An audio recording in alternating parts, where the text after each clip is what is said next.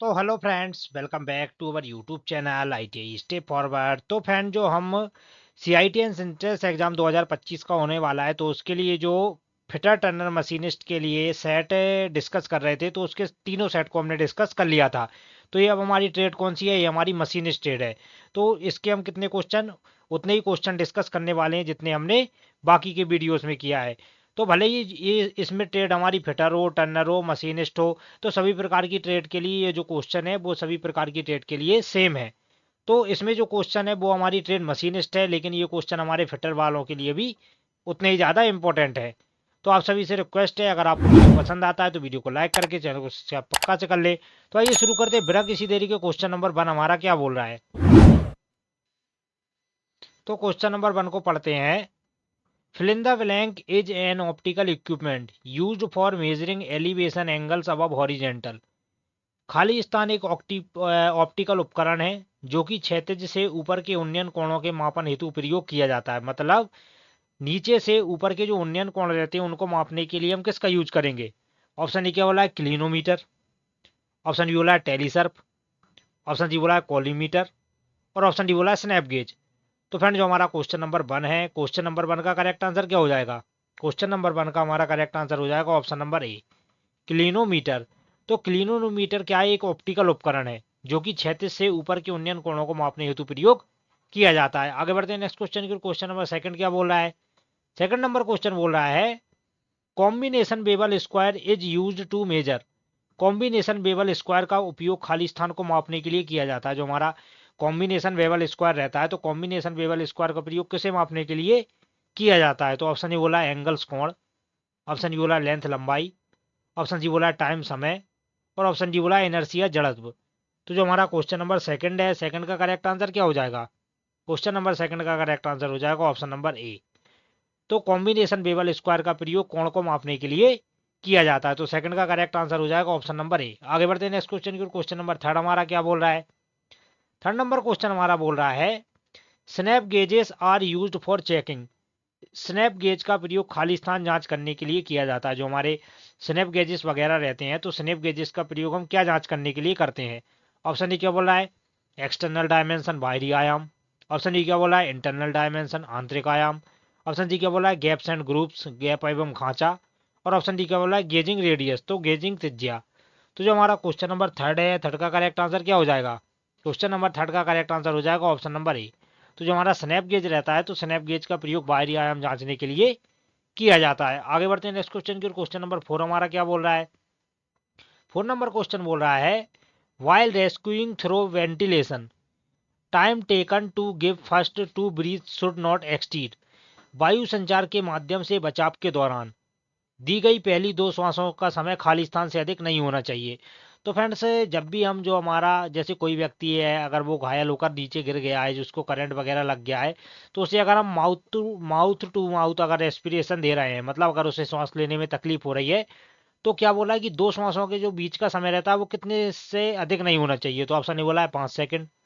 Option D बोला है 10 second. Option C बोला है 15 सेकंड। और ऑप्शन डी बोला है 20 सेकंड। तो जो हमारा क्वेश्चन नंबर 4 है, 4 का हमारा करेक्ट आंसर क्या हो जाएगा? क्वेश्चन नंबर 4 का हमारा करेक्ट आंसर हो जाएगा ऑप्शन नंबर ए। तो वायु संचार के माध्यम से बचाव के दौरान दी गई पहली दो श्वासों का समय 5 सेकंड से अधिक नहीं होना चाहिए। तो 4 का करेक्ट आंसर हो जाएगा ऑप्शन नंबर ए। आगे बढ़ते हैं नेक्स्ट क्वेश्चन की। क्वेश्चन नंबर 5 क्या बोल रहा है? बोला है, which of the following is not a non cardiac cause of sudden cardiac arrest. निम्नलिखित में से कौन सा अचानक हृदय घात और गैर हृदय संबंधी कारण नहीं है? मतलब अचानक जो हमारा हृदय घात रहता है और गैर गैर हृदय संबंधी कारण कौन सा नहीं है? तो ऑप्शन ए क्या बोला है? कोरोनरी धमनी रोग। ऑप्शन डी क्या बोला है? ड्राउनिंग डूबना। ऑप्शन सी क्या बोला है? ट्रॉमा। और ऑप्शन डी बोला है ओवरडोज। तो फ्रेंड, जो हमारा क्वेश्चन नंबर 5 है, 5 का करेक्ट आंसर हो जाएगा ऑप्शन नंबर ए। जो हमारा कोरोनरी धमनी रोग रहता है, तो वो हमारा क्या है? अचानक हृदय घात या गैर हृदय संबंधी कारण नहीं है। आगे बढ़ते हैं नेक्स्ट क्वेश्चन की। क्वेश्चन नंबर 6 हमारा क्या बोल रहा है? 6 नंबर क्वेश्चन बोल रहा है, fill in the blank is not an application of grinding. खाली स्थान ग्राइंडिंग का एक अनुप्रयोग नहीं है। तो ये जो चार ऑप्शन दिए गए हैं, इनमें से कौन सा हमारा ग्राइंडिंग का एप्लीकेशन नहीं है? तो ऑप्शन ए क्या बोला है? ब्लैंकिंग। ऑप्शन डी बोला है सिलिंड्रिकल ग्राइंडिंग। ऑप्शन सी बोला है स्लिटिंग। और ऑप्शन डी बोला है हमारा surface grinding, sorry surface finishing. तो फ्रेंड जो हमारा क्वेश्चन नंबर 6 है, 6 का करेक्ट आंसर हो जाएगा ऑप्शन नंबर ए। जो हमारा ब्लैकिंग प्रक्रिया रहती है तो वो हमारी ग्राइंडिंग के ऑपरेशन के अंतर्गत नहीं आती है, जबकि ब्लैकिंग प्रक्रिया हमारी कहाँ यूज होती है, तो वो होती है हमारी डाई में यूज। आगे बढ़ते हैं नेक्स्ट क्वेश्चन की ओर। क्वेश्चन नंबर 7 क्या बोल रहा है? 7 नंबर क्वेश्चन बोल रहा है, in terms of safety what is the full form of BLS? सुरक्षा के संदर्भ में बीएलएस का पूर्ण रूप क्या है? जो हमारा सेफ्टी रहता है तो सेफ्टी के संदर्भ में जो हमारा बीएलएस रहता है तो बीएलएस का पूरा रूप क्या है? तो ऑप्शन ए क्या बोला है? Basic life support. Option D क्या बोला है? Biological life support. Option G बोला है बेसिक लाइन सपोर्ट। और ऑप्शन डी बोला है बायोलॉजिकल लाइन सपोर्ट। तो फ्रेंड जो हमारा क्वेश्चन नंबर 7 है, 7 का हमारा करेक्ट आंसर क्या हो जाएगा? क्वेश्चन नंबर 7 का करेक्ट आंसर हो जाएगा ऑप्शन नंबर ए, बेसिक लाइफ सपोर्ट। तो सुरक्षा के संदर्भ में जो हमारा बीएलएस रहता है तो बीएलएस का पूरा नाम क्या है? Basic life support. आगे बढ़ते हैं नेक्स्ट क्वेश्चन की ओर। क्वेश्चन नंबर 8 क्या बोल रहा है? 8 नंबर क्वेश्चन बोल रहा है, which of these is used as protective equipment of hearing protection? इनमें से किसका प्रयोग श्रवण बचाव हेतु एक सुरक्षा उपकरण के रूप में किया जाता है? तो ऑप्शन ए बोला है ईयर मफ। ऑप्शन जी बोला है ग्लव्स। ऑप्शन जी बोला है हेलमेट। और ऑप्शन डी बोला है रेस्पिरेटर। तो फ्रेंड हमारा क्वेश्चन नंबर 8 है, 8 का करेक्ट आंसर क्या हो जाएगा? क्वेश्चन नंबर 8 का करेक्ट आंसर हो जाएगा ऑप्शन नंबर ए। जो हमारा ईयर मफ रहता है तो वो हमारा कानों की सुरक्षा के लिए यूज किया जाता है। तो जो हमारा क्वेश्चन नंबर 8 है, 8 का करेक्ट आंसर हो जाएगा ऑप्शन नंबर ए। आगे बढ़ते हैं नेक्स्ट क्वेश्चन की ओर। क्वेश्चन नंबर 9 क्या बोल रहा है? 9 नंबर क्वेश्चन बोल रहा है, cleaning of work space falls under fill in the blank of 5S concept? कार्यस्थल की सफाई 5S अवधारणा के खाली स्थान अंतर्गत आती है। जो हमारा क्लीनिंग ऑफ वर्क स्पेस रहता है तो वो किसके, कौन से 5S के अंतर्गत आता है? तो ऑप्शन ई क्या बोला है? सीसो। ऑप्शन डी बोला है सीटोन। ऑप्शन सी बोला है सेरी। और ऑप्शन डी बोला है सिटसुके। तो फ्रेंड जो हमारा क्वेश्चन नंबर 9 है, 9 का हमारा करेक्ट आंसर क्या हो जाएगा? क्वेश्चन नंबर 9 का करेक्ट आंसर हो जाएगा ऑप्शन नंबर ए। तो कार्यस्थल की सफाई हमारी 5S अवधारणा के अंतर्गत आती है तो वो आती है हमारी सीसो के अंतर्गत। आगे बढ़ते हैं नेक्स्ट क्वेश्चन की। क्वेश्चन नंबर 10 क्या बोल रहा है? 10 नंबर क्वेश्चन बोल रहा है, the following picture depicts a fill in the blank sign? दिया हुआ चित्र खालिस्तान चिन्ह दर्शाता है। ये जो हमें डायग्राम दिखाया गया है तो ये हमारे किसको दर्शा रहा है? ऑप्शन ए क्या बोला है? प्रोहिबिटिव निषेधात्मक। ऑप्शन डी क्या बोला है? इंफॉर्मेटिव सूचनात्मक। ऑप्शन जी क्या बोला है? वार्निंग चेतावनी। और ऑप्शन डी बोला है मैंडेटरी आदेशात्मक। तो फ्रेंड जो हमारा क्वेश्चन नंबर 10 है, 10 का हमारा करेक्ट आंसर क्या हो जाएगा? 10 का करेक्ट आंसर हो जाएगा ऑप्शन नंबर ए, प्रोहिबिटिव निषेधात्मक। तो दिया हुआ चित्र किसको दर्शाता है? तो ये हमारे प्रोहिबिटिव निषेधात्मक चिन्ह को दर्शाता है। आगे बढ़ते हैं नेक्स्ट क्वेश्चन की ओर। क्वेश्चन नंबर 11 क्या बोल रहा है? 11 नंबर क्वेश्चन बोल रहा है, analysis of a job for the purpose of finding the preferred method of doing it is called? किसी कार्य को करने की अधिमानित विधि ढूंढने के उद्देश्य का विश्लेषण करना खालिस्तान कहलाता है। तो कोई भी कार्य है जिसे हम करने के लिए विधि वगैरह ढूंढ रहे हैं या विधि बनाने का जो उद्देश्य है या विश्लेषण करना है वो क्या कहलाता है? तो ऑप्शन ए क्या बोला है? कार्य अध्ययन। ऑप्शन ई बोला है समय अध्ययन। ऑप्शन जी बोला है पे उत्पादकता। और ऑप्शन डी बोला है मूल्य अध्ययन। तो फ्रेंड जो हमारा क्वेश्चन नंबर 11 है, 11 का करेक्ट आंसर हो जाएगा ऑप्शन नंबर ए। तो किसी कार्य को करने की अनुमानित विधि ढूंढने का उद्देश्य और विश्लेषण करना हमारा क्या कहलाता है? तो वो हमारा कार्य अध्ययन कहलाता है। आगे बढ़ते हैं नेक्स्ट क्वेश्चन की। क्वेश्चन नंबर 12 क्या बोल रहा है? 12 नंबर क्वेश्चन बोल रहा है, for tool room and other precision work dash पाइट using vernier caliper be use? Tool room एवं अन्य सूक्ष्म कार्यों हेतु हम वर्नियर कैलिपर्स की बजाय खाली स्थान का प्रयोग करते हैं। तो जो हमारे टूल रूम अनुप्रयोग हो गए या अन्य सूक्ष्म कार्य होते हो गए, हम वर्नियर कैलिपर के अलावा और किसका यूज कर सकते हैं? तो ऑप्शन ए बोला है स्लिप गेज। ऑप्शन डी बोला है साइन बार। ऑप्शन सी बोला है 2D हाइट मास्टर। और ऑप्शन डी बोला है माइक्रोमीटर। तो जो हमारा क्वेश्चन नंबर 12 है, 12 का हमारा करेक्ट आंसर क्या हो जाएगा? Option number A, slip gauges. तो टूल रूम एवं अन्य सूक्ष्म कार्यों हेतु हम वर्नियर कैलिपर्स के बजाय किसका यूज कर सकते हैं? तो हम स्लिप गेज का प्रयोग करते हैं। आगे बढ़ते हैं नेक्स्ट क्वेश्चन की ओर। क्वेश्चन नंबर 13 क्या बोल रहा है? 13 नंबर क्वेश्चन बोल रहा है, bevel protractor is used to measure? Bevel protractor का प्रयोग खाली स्थान मापन हेतु किया जाता है। हमारा बेवल प्रोटेक्टर रहता है तो बेवल प्रोटेक्टर का प्रयोग किसके मापने के लिए किया जाता है? तो ऑप्शन ए बोला है कोण। ऑप्शन ई बोला है लंबाई। ऑप्शन सी बोला है समय। और ऑप्शन डी बोला है जड़त्व। तो फ्रेंड जो हमारा क्वेश्चन नंबर 13 है, 13 का करेक्ट आंसर क्या हो जाएगा? 13 का करेक्ट आंसर हो जाएगा ऑप्शन नंबर ए, बेवल प्रोटेक्टर का प्रयोग क्या मापने के लिए किया जाता है? तो कोण मापने के लिए बेवल प्रोटेक्टर का यूज किया जाता है। आगे बढ़ते हैं नेक्स्ट क्वेश्चन की। क्वेश्चन नंबर 14 क्या बोल रहा है? द गिवन फिगर डिपिक्ट्स, दिया हुआ चित्र दर्शाता है। ये जो डायग्राम हमें दिखाया गया है तो ये जो डायग्राम हमारा किसको दर्शा रहा है? ऑप्शन ए बोला है सियरिंग। ऑप्शन डी बोला है रबिंग, ऑप्शन सी बोला है प्लगिंग और ऑप्शन डी बोला है ब्लैंकिंग। तो फ्रेंड जो हमारा क्वेश्चन नंबर 14 है, 14 का करेक्ट आंसर हो जाएगा ऑप्शन नंबर ए।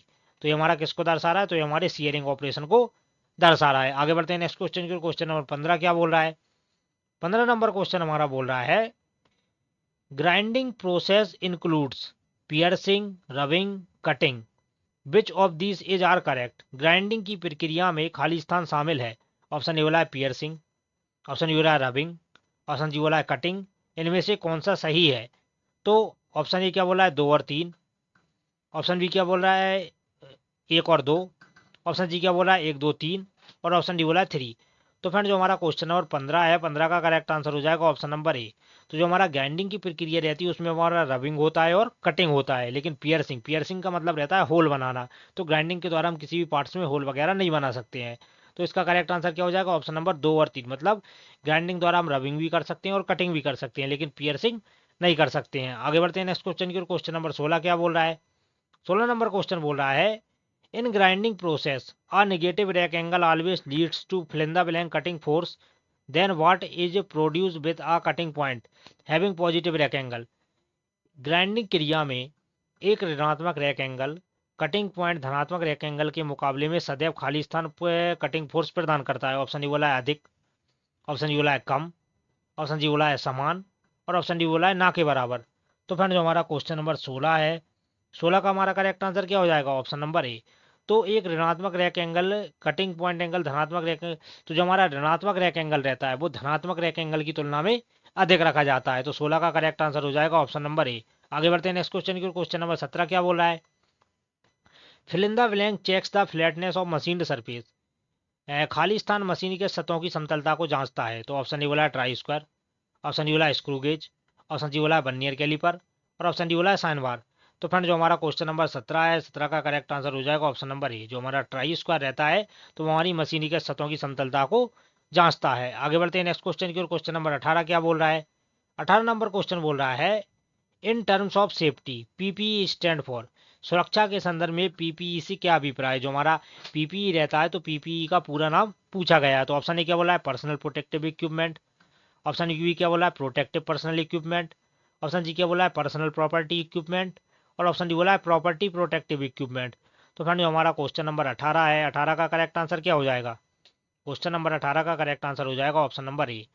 सुरक्षा के संदर्भ में पीपीई से क्या अभिप्राय है, तो पीपीई हमारा क्या रहता है पर्सनल प्रोटेक्टिव इक्विपमेंट, मतलब स्वयं सुरक्षा उपकरण। आगे बढ़ते हैं नेक्स्ट क्वेश्चन की ओर। क्वेश्चन नंबर 19 क्या बोल रहा है, बोला है fill in the blank is a detailed description of work that is perform for a work order. किसी कार्य आदेश हेतु किए जाने वाले कार्य की विस्तृत जानकारी खाली स्थान कहलाती है।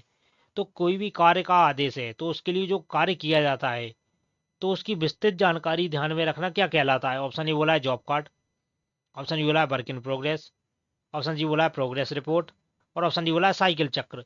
तो फ्रेंड जो हमारा क्वेश्चन नंबर 19 है, 19 का करेक्ट आंसर हो जाएगा हमारा ऑप्शन नंबर ए, उसे बोलेंगे हम जॉब कार्ड। आगे बढ़ते हैं नेक्स्ट क्वेश्चन की ओर। क्वेश्चन नंबर 20 क्या बोल रहा है, 20 नंबर क्वेश्चन बोल रहा है cost that is relatively fixed over a small volume or range of activities but is variable over a large range of volume is known as। वह मूल्य जो क्रियाकलापों की छोटी श्रेणी हेतु सापेक्षिक रूप से निश्चित परंतु क्रियाकलापों की विशाल श्रेणी हेतु अस्थिर रहता है कहलाता है। ऑप्शन ए बोला है स्टेप कोस्ट, ऑप्शन डी बोला है निश्चित लागत, ऑप्शन सी बोला है सीमांत लागत और ऑप्शन डी बोला है अवधि लागत। तो जो हमारा क्वेश्चन नंबर 20 है, 20 का करेक्ट आंसर हो जाएगा ऑप्शन नंबर ए चरण लागत।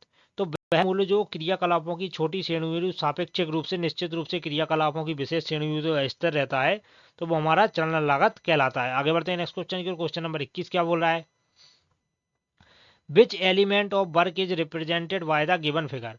दिए गए आकृति में कार्य के किस तत्व को दर्शाया गया है। तो ये जो डायग्राम हमें दिखाया गया है तो ये हमारा किसको दर्शा रहा है। ऑप्शन ए बोला है डिले, ऑप्शन यू बोला है निश्चित लागत, ऑप्शन सी बोला है भंडारण और ऑप्शन डी बोला है ऑपरेशन। तो फ्रेंड जो हमारा क्वेश्चन नंबर 21 है, 21 का हमारा करेक्ट आंसर क्या हो जाएगा, 21 का करेक्ट आंसर हो जाएगा ऑप्शन नंबर ए। तो ये जो डी जैसा दिखा रहा है हमारा किसको दर्शाता है, तो ये हमारे डिले को दर्शाता है। आगे बढ़ते हैं नेक्स्ट क्वेश्चन की ओर। 22 नंबर क्वेश्चन क्या बोल रहा है, बोला है IS 2794 के अनुसार 3 से 5 अच्छी तरह से परिभाषित नेचुरल पॉइंट्स वाले डायमंड को डायमंड की ड्रेसिंग के लिए उपयोग किया जाने वाला खालिस्तान डायमंड कहा जाता है? तो ऑप्शन ये बोला है ग्रेड 1, ऑप्शन ये बोला है ग्रेड 2, ऑप्शन ये बोला है ग्रेड 3 और ऑप्शन ये बोला है ग्रेड 4। तो फ्रेंड जो IS 27 अनुसार के 3 से 5 अच्छी तरह से परिभाषित नेचुरल पॉइंट्स वाले डायमंड को डायमंड ड्रेसिंग के लिए उपयोग किया जाने वाला डायमंड खालिस्तान कहा जाता है। तो जो हमारा क्वेश्चन नंबर 22 है, 22 का करेक्ट आंसर हो जाएगा ऑप्शन नंबर ए। तो 3 से 5 अच्छी तरह से नेचुरल पॉइंट्स वाले डायमंड को ड्रेसिंग के बाद कौन सी कैटेगरी में रखा जाता है? तो ग्रेड 1 डायमंड कहा जाता है। आगे बढ़ते हैं नेक्स्ट क्वेश्चन की। क्वेश्चन नंबर 23 क्या बोल रहा है? ग्राइंडिंग व्हील जब अलग अलग बिंदुओं से घिसे अथवा टूट जाता है तो उसके आकार को बहाल करने की क्रिया को खालिस्तान कहते हैं। ऑप्शन ए बोला ट्रूइंग, ऑप्शन डी बोला ड्रेसिंग, ऑप्शन सी बोला ट्रिपेनिंग और ऑप्शन डी बोला बैलेंसिंग। तो फ्रेंड जो हमारा क्वेश्चन नंबर 23 है, 23 का करेक्ट आंसर हो जाएगा ऑप्शन नंबर ए। ग्राइंडिंग व्हील जब अलग अलग बिंदुओं से घिस अथवा टूट जाता है तो उसको आकार को बहाल करने की क्रिया को बोलते हैं ट्रूइंग। आगे बढ़ते हैं नेक्स्ट क्वेश्चन की। क्वेश्चन नंबर 24 क्या बोल रहा है? 24 नंबर क्वेश्चन बोल रहा है sine vise is not used for. Sine vise का प्रयोग खालिस्तान हेतु नहीं किया जाता है। ऑप्शन ए क्या बोला है? साइज ब्लॉक की ऊंचाई का माप, ऑप्शन डी बोला है कोण सेट करने, ऑप्शन डी बोला है समकोण ग्राइंडिंग और ऑप्शन डी बोला है हल्की मशीनिंग। तो जो हमारा क्वेश्चन नंबर 24 है, 24 का करेक्ट आंसर क्या हो जाएगा? क्वेश्चन नंबर 24 का हमारा करेक्ट आंसर हो जाएगा option number A. Measure the height of size block. Size block की ऊंचाई का माप मापने के लिए हम साइन वाइज का यूज नहीं करते हैं। आगे बढ़ते हैं नेक्स्ट क्वेश्चन की ओर। 25 क्या बोल रहा है? बोला है मैग्नेटिक चक्स यूज। मैग्नेटिक चक वर्कपीस पर कार्य करते हुए उसे पकड़ने हेतु खालिस्तान का प्रयोग करते हैं। ऑप्शन ए बोला है चुंबकीय बल, ऑप्शन बी बोला है स्थिर विद्युत बल, ऑप्शन सी बोला है गुरुत्वाकर्षण बल और ऑप्शन डी बोला है फ्रिक्शनल फोर्स घर्षण बल। तो फ्रेंड आप सभी को पता होगा जो हमारे मैग्नेटिक चक रहते हैं वो वर्कपीस पर कार्य करते हुए उसे पकड़ने हेतु किसका यूज करेंगे? तो वो मैग्नेटिक फोर्स चुंबकीय बल का यूज करेंगे। आगे बढ़ते हैं नेक्स्ट क्वेश्चन की। 26 क्या बोल रहा है? Which of the following is not a meaning of S in 5S concept. निम्नलिखित में से क्या 5S विचार में 5S का अभिप्राय नहीं है?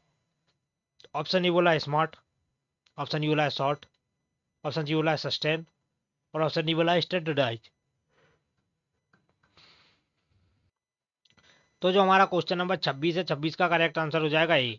तो आप सभी ने ये पढ़ा होगा जब हमारा 5S सिस्टम रहता है तो उसमें स्मार्ट नाम का कोई शब्द ही नहीं होता। तो 26 का हो जाएगा ऑप्शन नंबर ए। आगे बढ़ते हैं नेक्स्ट क्वेश्चन की। 27 क्या बोल रहा है? Balancing of wheel is normally done by. Wheel की बैलेंसिंग सामान्यतः खालिस्तान द्वारा की जाती है। तो इसका करेक्ट आंसर हो जाएगा ऑप्शन नंबर ए। एक रेज्ड फ्लैंज के चारों ओर से वजन बढ़ाना, moving weights around the released flange. तो जब हम व्हील की बैलेंसिंग करते हैं तो हम क्या करते हैं? व्हील को घुमा घुमा के देखते हैं।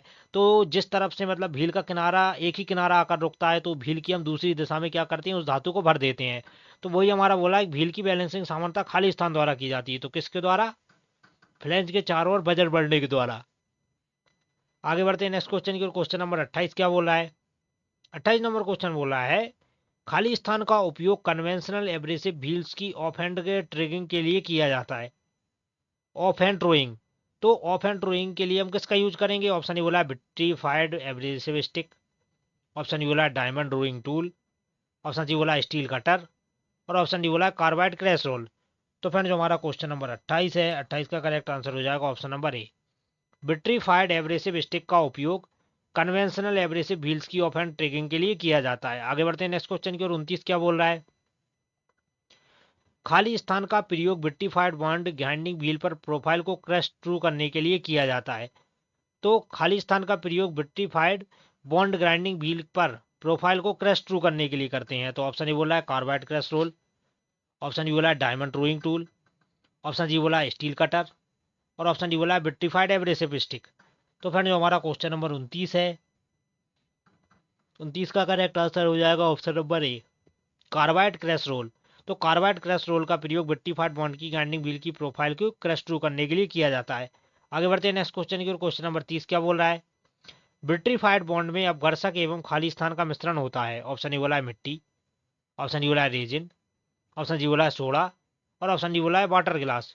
तो फ्रेंड जो हमारा क्वेश्चन नंबर 30 है, 30 का करेक्ट आंसर हो जाएगा ऑप्शन नंबर ए, मिट्टी के लिए।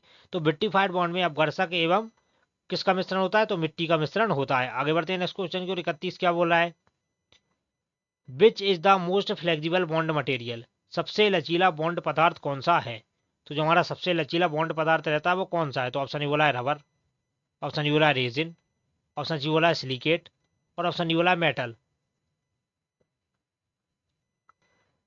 तो जो हमारा क्वेश्चन नंबर 31 है, 31 का करेक्ट आंसर हो जाएगा ऑप्शन नंबर ए। तो जो हमारा रबर बॉन्ड रहता है वो हमारा सबसे लचीला बॉन्ड के अंतर्गत आता है। आगे बढ़ते हैं नेक्स्ट क्वेश्चन की ओर। 32 क्या बोल रहा है? बोला डेड माइल्ड स्टील का प्रयोग खाली स्थान को बनाने में किया जाता है। जो हमारी डेड माइल्ड स्टील रहती है, तो डेड माइल्ड स्टील का प्रयोग किसको बनाने के लिए करते हैं? ऑप्शन ए क्या बोला है पतली चादरें, ऑप्शन डी क्या बोला है स्प्रिंग्स, ऑप्शन सी बोला है लोकोमोटिव पहिए और ऑप्शन डी बोला है धातु कटिंग औजार। तो फ्रेंड जो हमारा क्वेश्चन नंबर 32 है, 32 का करेक्ट आंसर हो जाएगा ऑप्शन नंबर ए, थिन शीट्स, पतली चादरें। तो डेड माइल्ड स्टील का प्रयोग पतली चादरें बनाने के लिए किया जाता है। आगे बढ़ते हैं नेक्स्ट क्वेश्चन की ओर। क्वेश्चन नंबर 33 क्या बोल रहा है? The main effect of heat on the grinding wheel is. Grinding wheel पर ऊष्मा का मुख्य प्रभाव खाली स्थान है। ऑप्शन ए क्या बोला है दरारों का बनना, ऑप्शन डी क्या बोला है व्हील की सतह को स्मूथनिंग करना, ऑप्शन जी क्या बोला है व्हील का टूटना और ऑप्शन डी बोला है रस्टिंग जंग लगना। तो फ्रेंड जो हमारा क्वेश्चन नंबर 33 है, 33 का करेक्ट आंसर हो जाएगा ऑप्शन नंबर ए, ग्राइंडिंग व्हील पर ऊष्मा का मुख्य प्रभाव क्या रहेगा? तो दरारों का बनना। आगे बढ़ते हैं नेक्स्ट क्वेश्चन की ओर। क्वेश्चन नंबर 34 क्या बोल रहा है? बोला खाली स्थान ग्राइंडिंग व्हील की वह स्थिति है जिसमें कटिंग एज या व्हील का फेस कांच जैसा चमकदार दिखाई देता है। तो ऑप्शन ए बोला है ग्लेजिंग, ऑप्शन डी बोला है ड्रोइंग, ऑप्शन जी बोला है चैम्फरिंग और ऑप्शन डी बोला है चैटरिंग। तो जो हमारा क्वेश्चन नंबर 34 है, 34 का करेक्ट आंसर हो जाएगा ऑप्शन नंबर ए। तो ग्राइंडिंग व्हील की वह स्थिति कौन सी जिसमें कटिंग एज या व्हील का फेस चमकदार हो जाता है कांच जैसा? तो वो रहता है हमारा ग्लेजिंग। आगे बढ़ते हैं नेक्स्ट क्वेश्चन की ओर। 35 क्या बोल रहा है? बोल रहा है ग्राइंडिंग व्हील के अपघर्षक कणों के मध्य ग्राइंड किए हुए चिप्स का भर जाना खाली स्थान कहलाता है। ऑप्शन ए बोला है लोडिंग, ऑप्शन डी बोला है ड्रोइंग, ऑप्शन जी बोला है ग्लेजिंग और ऑप्शन डी बोला है चैटरिंग। तो फ्रेंड ग्राइंडिंग व्हील के मतलब जो ग्राइंडिंग व्हील रहता है तो उसमें क्या रहता है, हमारे एब्रेसिव के छोटे छोटे कण घुस जाते हैं, तो उसे क्या हम बोलते हैं हम? तो वो रहता है हमारा लोडिंग। तो 33 का करेक्ट, सॉरी 35 का करेक्ट आंसर हो जाएगा ऑप्शन नंबर ए। आगे बढ़ते हैं नेक्स्ट क्वेश्चन की ओर। क्वेश्चन नंबर 36 क्या बोल रहा है? ग्राइंडिंग व्हील में दोष मुख्यतः ग्राइंडिंग व्हील पर खाली स्थान प्रभाव के कारण होता है। ऑप्शन ए बोला है ऊष्मीय, ऑप्शन डी बोला है मैकेनिकल, ऑप्शन जी बोला है विद्युतीय है और ऑप्शन डी बोला है केमिकल। तो फ्रेंड जो हमारा क्वेश्चन नंबर 36 है, 36 का करेक्ट आंसर हो जाएगा ऑप्शन नंबर ए। ग्राइंडिंग व्हील में दोष मुख्यतः ग्राइंडिंग व्हील पर किसके द्वारा पड़ता है? तो वो हमारा ऊष्मीय प्रभाव के कारण होता है। आगे बढ़ते हैं नेक्स्ट क्वेश्चन की। क्वेश्चन नंबर 37 क्या बोल रहा है? Which of the following is an artificial abrasive.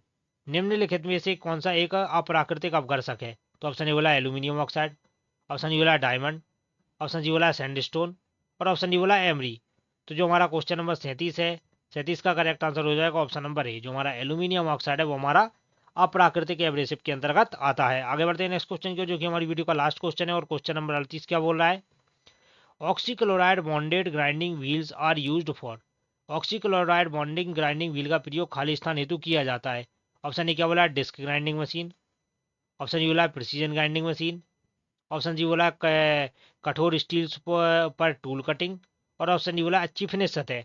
तो फ्रेंड जो हमारा क्वेश्चन नंबर 38 है, 38 का करेक्ट आंसर हो जाएगा ऑप्शन नंबर ए। ऑक्सीक्लोराइड बॉन्डेड ग्राइंडिंग व्हील का प्रयोग हम डिस्क ग्राइंडिंग मशीन ऑपरेशन में करते हैं। तो फ्रेंड्स ये थे हमारी वीडियो के 38 क्वेश्चन। मिलते हैं इसके नेक्स्ट पार्ट में, तब तक के लिए जय हिंद।